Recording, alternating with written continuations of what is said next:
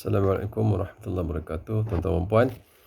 Malam ni saya nak share tentang satu lagi tajuk tentang CKD, Chronic Kidney Disease tahap 4. Tahap 4. Tahap 4 ni pun panjang juga. Dia punya range daripada EGFR, fungsi buah pinggang dia, 16 atau 15 sampai 29. Ataupun 30, macam tu lah, lebih kurang 16 sampai 29 nilai EGFR yang dikategorikan sebagai CKD tahap 4 kan. Okey, yang berkaitan atau disebabkan oleh penyakit kencing manis dan juga boleh cover penyakit darah tinggi juga penyakit kencing manis dan darah tinggi yang kronik, yang bertahun-tahun dialami kan, dan tak dapat dikawal tahap gula dalam darah dia dan tekanan darah, maka fungsi buah pinggang akan merosot. Merosot bukan tiba-tiba terus menjadi stage 4, tak. Dia bermula dengan stage 1 EGFR, walaupun normal nilai EGFR, tapi fungsi buah pinggang, fungsi penapisan glomerulus, sel glomerulus, unit penapisan buah pinggang sudah mula merosot lah pada tahap 1, stage 1, CKD 1, CKD 1 kan, di mana EGFR boleh merosot kan, boleh merosot kurang pada 90 atau kurang pada 60 kan, begitu. Kemudian potasium dia mungkin boleh naik, dia turun sekejap normal, sekejap naik. Kreatinin pun begitu kan. Kencing pun dah mungkin ada kencing kotor lah, biasa doktor sebut kencing kotor, di mana kencing tu berbuih dan mengandungi protein, kandungan protein yang berlebihan, yang banyak lah, lebih banyak. Itu menunjukkan tanda-tanda buah pinggang dah mula merosot fungsinya. Kemudian dia akan terus mara kepada stage 2, CKD 2, CKD dan seterusnya, CKD 3 ni lepas beberapa bulan kan. Dia ambil masa lepas beberapa bulan CKD 2, kemudian beberapa bulan lagi CKD 3, kemudian akhirnya selepas beberapa tahun daripada CKD 1, daripada normal CKD 1, 2, 3, 4 tu ambil masa beberapa tahun. Biasanya begitulah bagi pesakit kencing manis dan darah tinggi lah kan. Kita cover dua-dua sekali So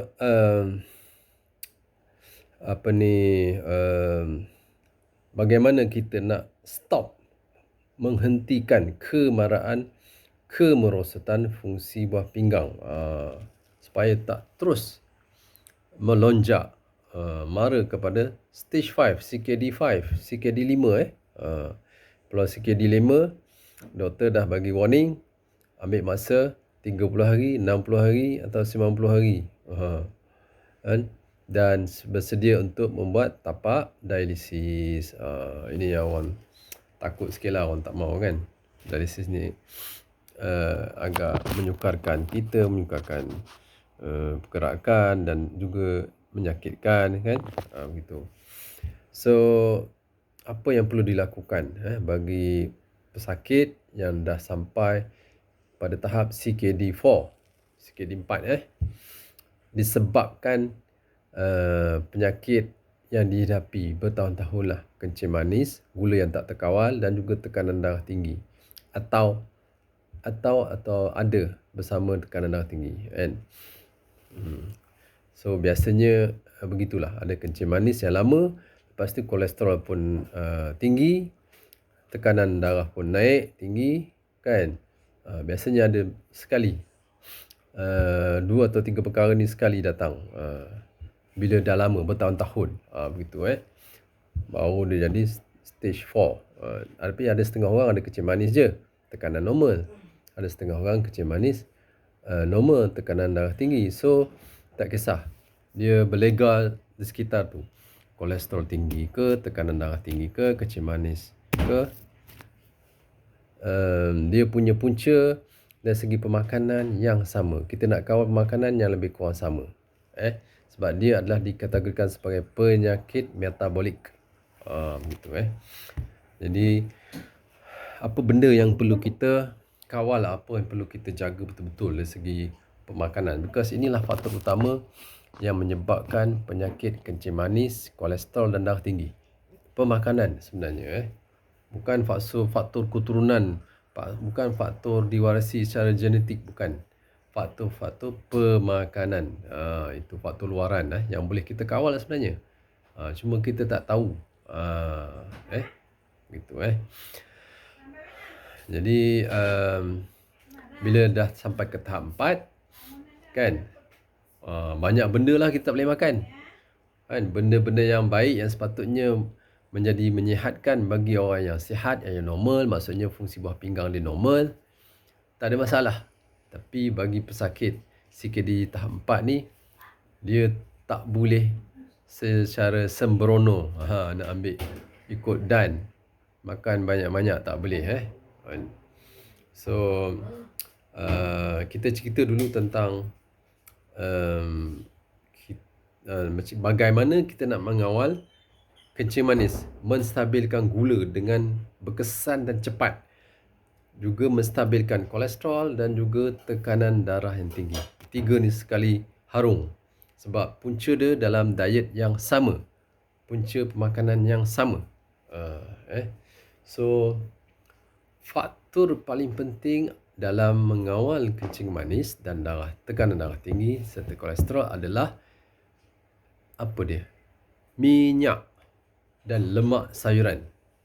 Minyak sayuran dan lemak sayuran ini paling penting bagi seorang yang mengalami CKD4 dan ada kencing manis, darah tinggi dan kolesterol. Itu punca dia sakit buah pinggang CKD4. Begitu. Itu punca dia. Dia ada kencing manis lama, tekanan darah tinggi lama, kolesterol lama, boleh menyebabkan buah pinggang dia mengalami kerosakan kronik. Begitu.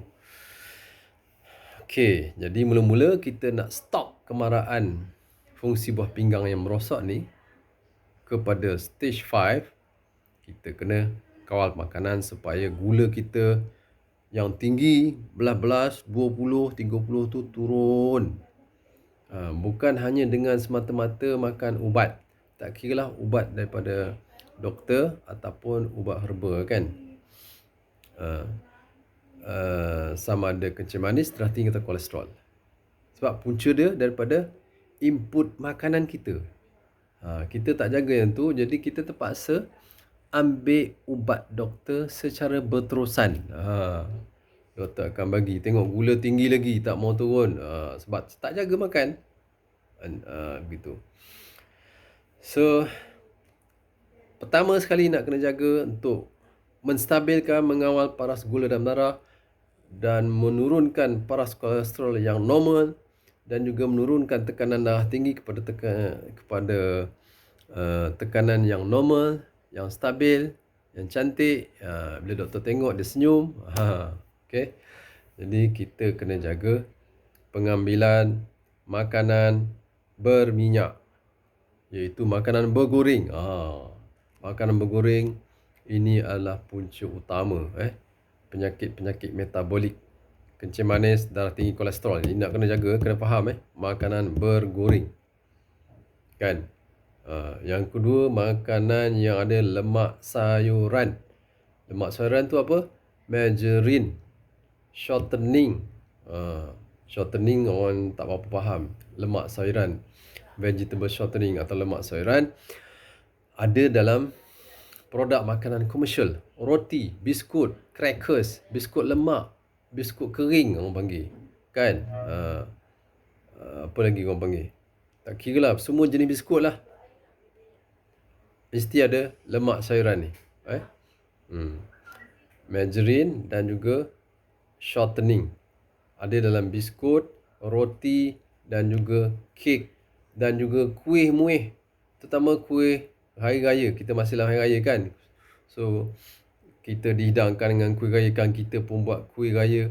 Tak buat kita beli kuih raya, semua tu guna margarine. Banyak pula kan, biskut apa nama, kek wah ke, macam-macam biskut lah, bangkit lah kan, biskut semperit lah kan, biskut suji lah kan. So kategori lemak sayuran ni banyak margarine, shortening, butter yang dicampur dengan lemak sayuran, dan juga minyak sapi yang dicampur dengan lemak sayuran kan, dan ditambah dengan bahan perasa, butter atau bahan perasa minyak sapi kan, begitu. So semua ni kategori lemak sayuran. Apa dia? Margarine, shortening, butter dan juga minyak sapi kan.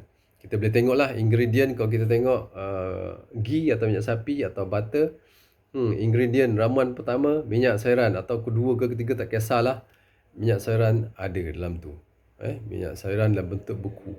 Minyak sayuran, minyak kelapa sawit, minyak zaitun, minyak sunflower, minyak soya, sepatutnya dia dalam bentuk apa? Cair.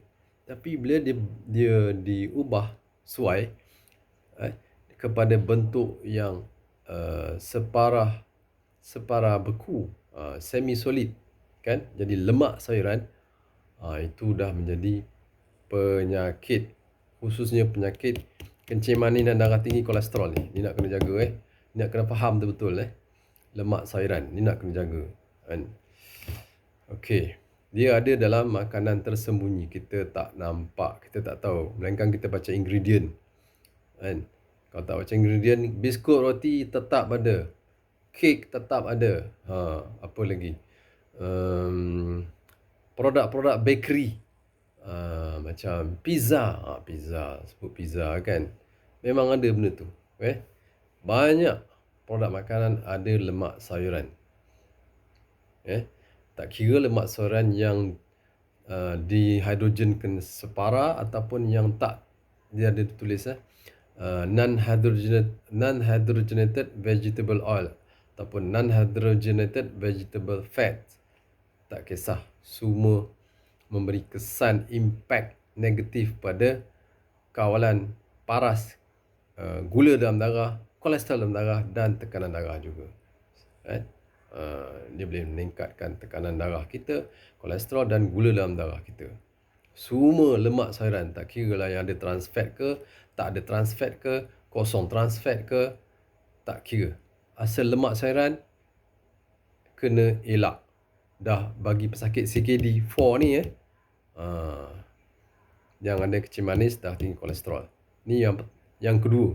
Tadi makanan bergoreng, makanan bergoreng pun kena elak. Memanglah dah tahap ni memang tak boleh buat apa. Memang kena elak sebab kita nak stop kemarahan terus.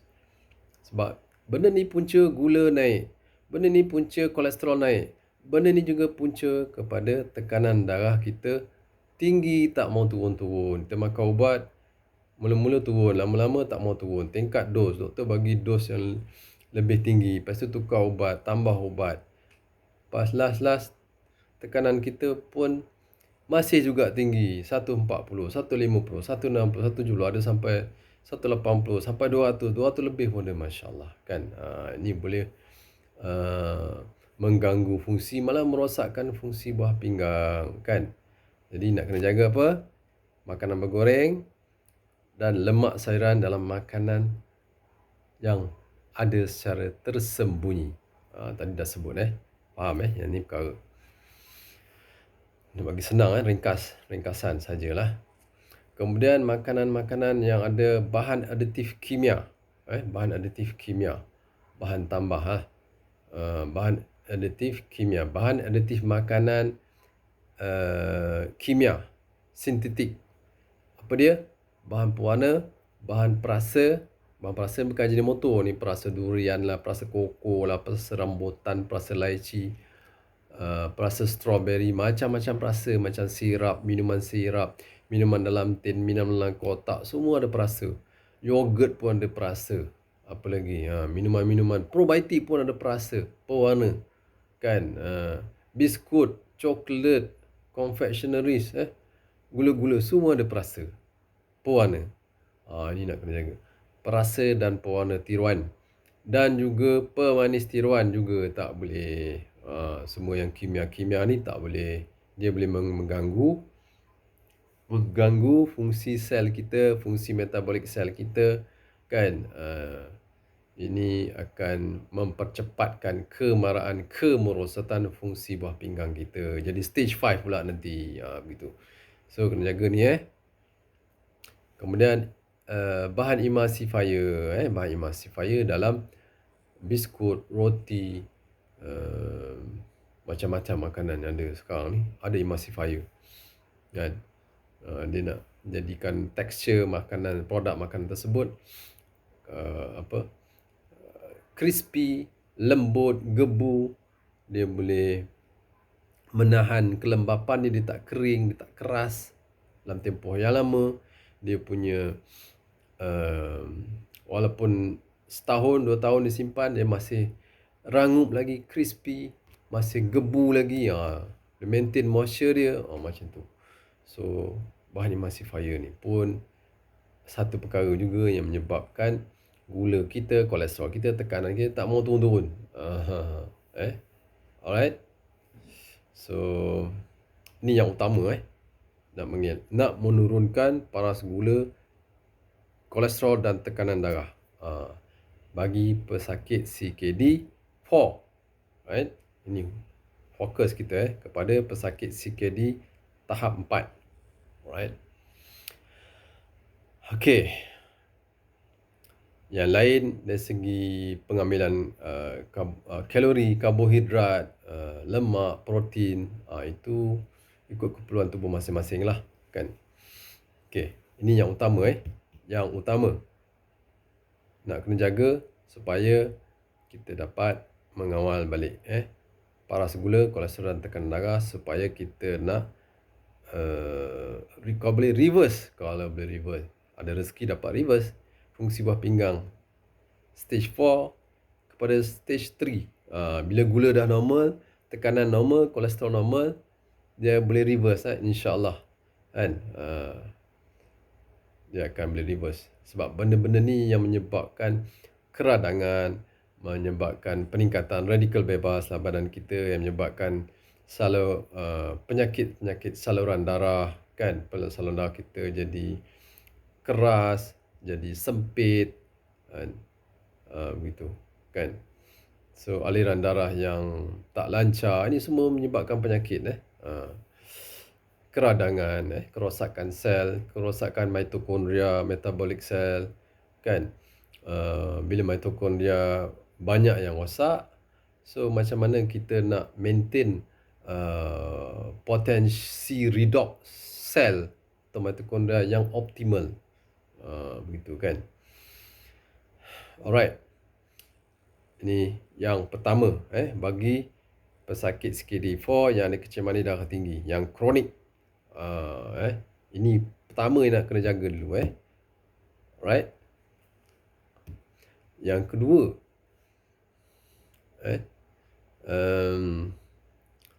bila dah sampai tahap CKD4, macam kita dah terangkan dalam sesi video yang lepas, kena kawal pengambilan potasium dalam makanan, sodium, fosforus dan fosfat,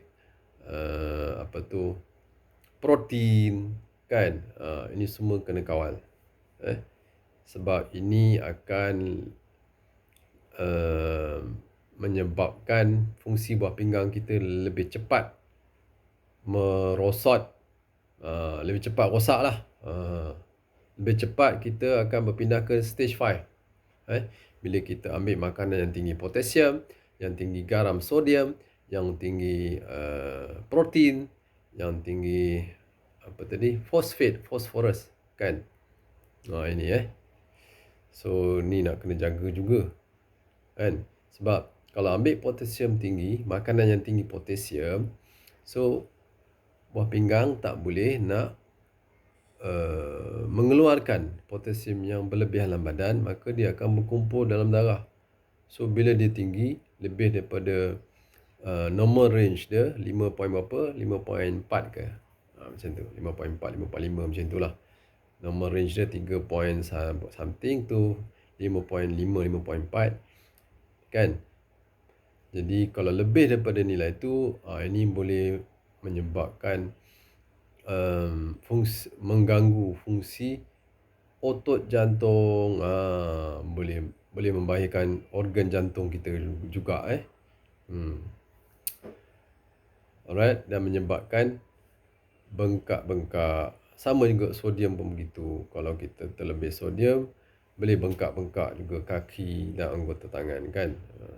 Jadi sembab kan. Terkumpulnya air, edema dalam badan kita. Terlebih sodium, terlebih potasium. Kan.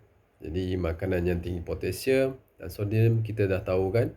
Daun sayuran berdaun hijau, buah kurma, buah-buahan kering, kismis, semua. Buah tin, buah avocado, orange, tomato, kan. Makanan dalam tin tu tinggi sodium, semua tu kena elak. Makanan tin kena elak totally. Tapi yang potasium tinggi kena kawal. Kita elakkan potasium yang tinggi, dan yang potasium yang rendah, yang sederhana boleh kita ambil mengikut dos supaya dia tak meningkatkan potasium dalam badan kita. Macam tu. So berpada-pada juga kan, berpada-pada sebab semua makanan ada potasium, ada sodium. Secara alami memang ada. Cuma tinggi, sederhana atau rendah je paras sodium dan potasium. Begitu juga dengan phosphorus kan. Dia tinggi dalam makanan dalam tin yang diawet kan. Buah-buahan kering pun ada phosphorus. Kemudian kekacang tinggi, secara alami kekacang tinggi fosfat kan. Susu pun tinggi juga. Susu potasium pun tinggi, fosfat tinggi, protein pun kan. Jadi yang ni semua memang kena kurangkan. Tak boleh dah buat macam orang sihat normal Daging merah kena stop. Ikan, protein berasaskan haiwan pun kena ambil berpada-pada. Jadi dinasihatkan jangan melebihi tahap 0.6 dos protein diambil harian, 0.6 hingga 0.8 gram per kilogram berat badan. Jadi kalau berat badan kita 60 kilo, 60 kali 0.8 maknanya 48 gram. Lebih kuranglah 40-45 gram pengambilan protein harian. 40 gram tu berapa banyak kan. So daging merah kena elak sebab dia menyebabkan peningkatan kreatinin yang cepat. Paling cepat daging merah. Lembu, mutton semua ni. Kan daging kerbau semua akan meningkatkan kreatinin dengan cepat. Lagi cepat kerosakan buah pinggang kita nanti. Macam tu. Jadi ikan-ikan boleh tapi jangan melebihi 48 gram sehari. 40 gram lah. 45 gram macam itu Kita tak ambil langsung protein tak boleh, nanti badan terlemah. Tak boleh membentuk sel darah merah, hemoglobin kan. Jadi kena hadkan.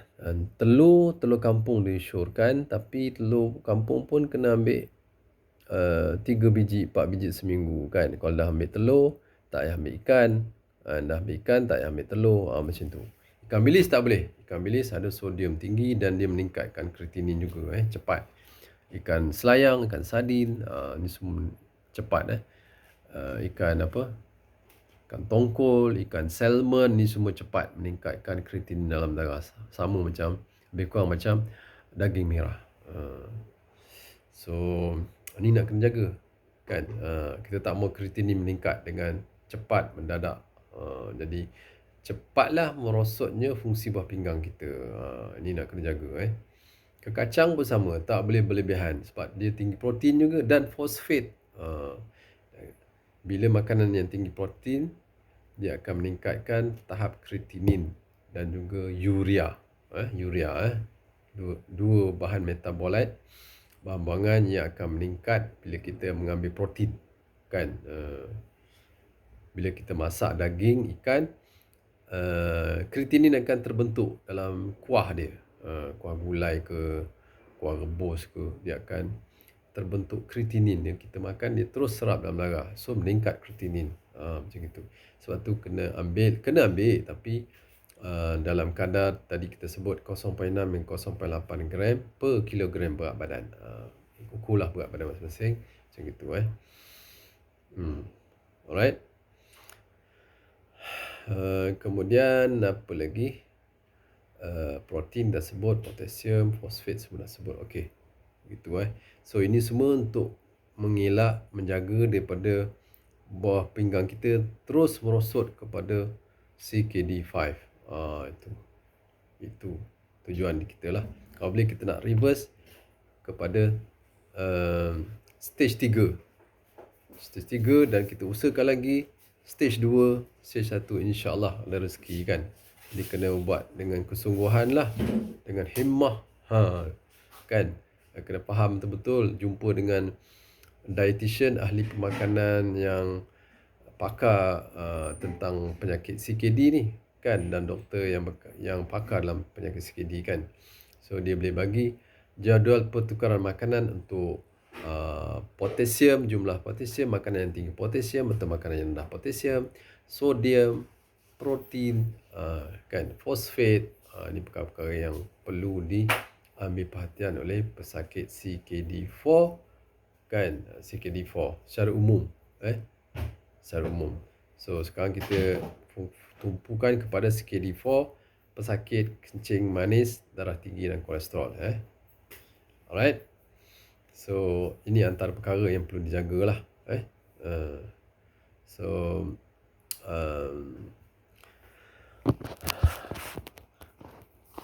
air jugalah. Air juga tak bolehlah minum banyak sangat sampai 2, 3, 4 liter lah kan.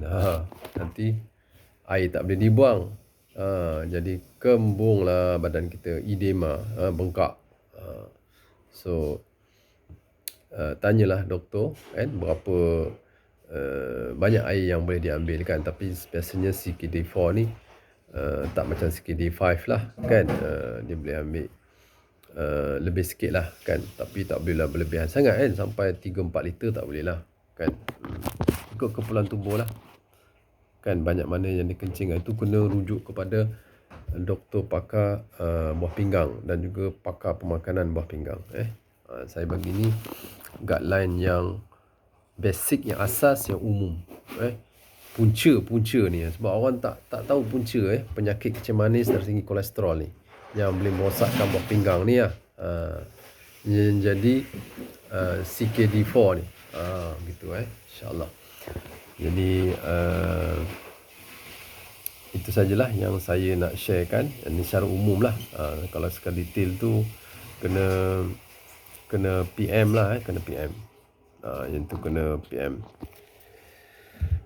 Alright. Sallallahu ala sayyidina Muhammad wa alihi wasallam. Alhamdulillah rabbil alamin.